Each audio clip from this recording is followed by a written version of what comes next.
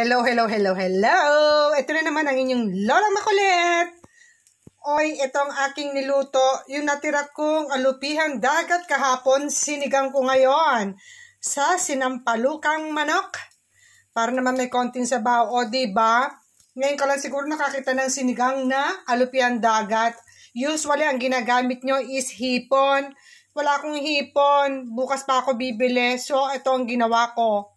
Sinigang ko muna yung alupihang dagat. O, diba? Gusto mo siya? Nilagyan ko siya ng okra. Siyempre, marami tayong okra kahapon. Nilagyan ko din siya. Nagpakulo lang tayo ng sibuyas kamatis. And then, nilagyan natin siya ng sinigang. O, ayan o. O, ayan, diba?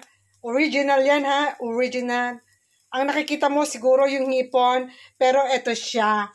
Alupihang dagat. O, wala akong sinaing. Kaya magbaong ka na. Mapapa-underize ka ulit dito. Sabaw pa lang. Ulam na. O, halika na. Kain na tayo. Nagugutom na ako. Halika na. Sumabay ka na dito. Kain na tayo. Ciao, ciao. Salamat sa panonood. Nakalimutan kong isama ang ating fish nuggets. O, ayan. Medyo nabalatan na siya. Pero masarap pa rin yan, ha? Siyempre, lagi pa rin fish. O, halika na. Sumabay ka na at kumain na tayo. Ginugutom na ang inyong lola. Sabi ko, ha, magbaong ka ng kanin at ako'y hindi nagsasaing. Mahal ang bigas dito sa Italy.